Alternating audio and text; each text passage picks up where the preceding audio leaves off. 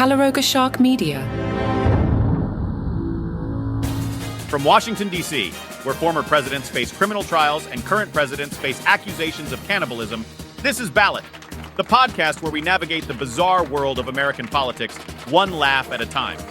First up, we'll dive into the historic criminal trial of Donald Trump, where jurors are promising to put aside their opinions and focus on the facts. Well, at least that's what they say.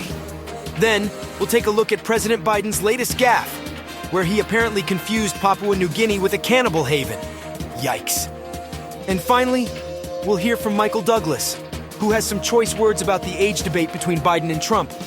All that and more, coming up on Ballot. The Guardian took a look at The Rock's presidential ambitions. They remind us that recently, The Rock graced Fox News with a lengthy interview in which he announced he will be withholding his wildly coveted endorsement in the forthcoming U.S. presidential election, having given it to Joe Biden last time. The reason? The Rock believes that very endorsement, his specifically, caused an incredible amount of division in our country.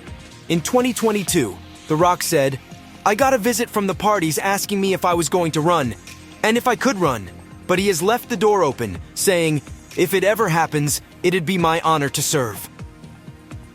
It looks like even the Republican Party has its limits when it comes to offensive comedy.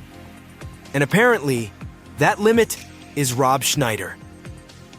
According to a report in Politico, the former Saturday Night Live cast member and Adam Sandler's go-to sidekick performed a stand-up set at a Republican networking event last year that was so gross and vulgar that the host had to give him the hook just 10 minutes into his 30-minute set.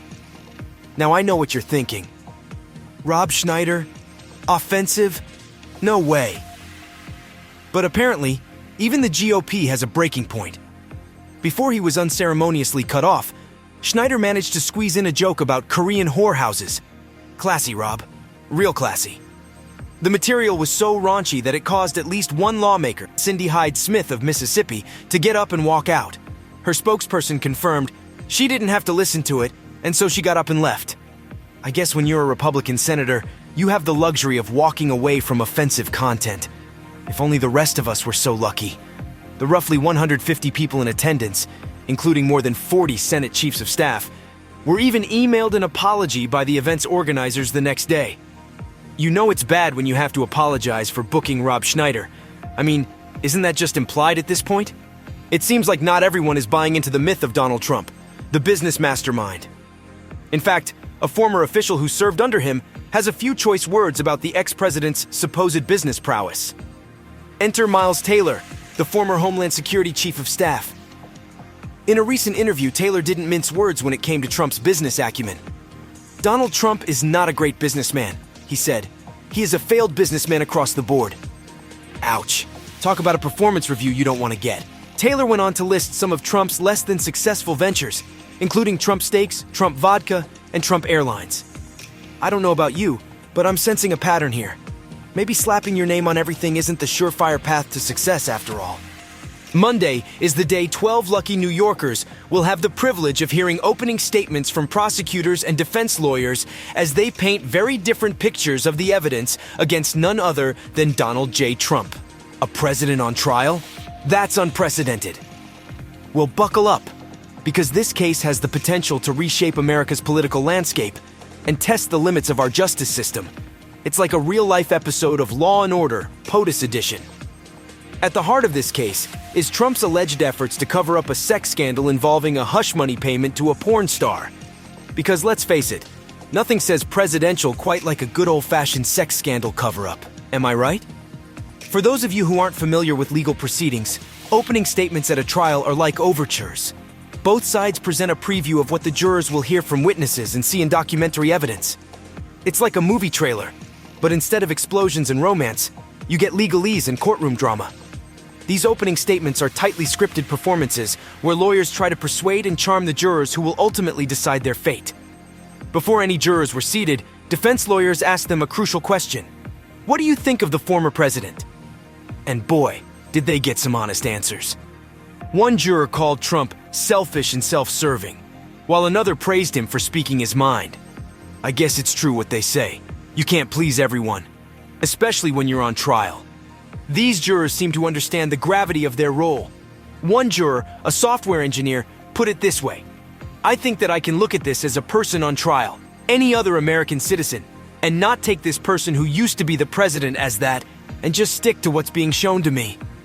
At the end of the day, these jurors have a huge responsibility on their shoulders. They'll have to weigh the evidence, assess the credibility of witnesses, and ultimately decide the fate of a former president. No pressure, right? But hey, if they can put aside their opinions and focus on the facts, maybe there's hope for our justice system after all. We'll be right back with more Ballot, including the story of President Biden's bizarre cannibal comments and what the Prime Minister of Papua New Guinea has to say about it. Stay tuned.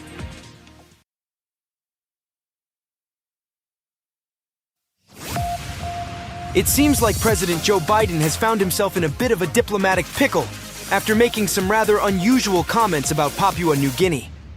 Apparently, while speaking at an event in Pennsylvania, Biden mentioned that his uncle, an Army Air Corps aviator, was shot down in New Guinea during World War II and that his body was never found because, and I quote, "there were a lot of cannibals for real in that part of New Guinea."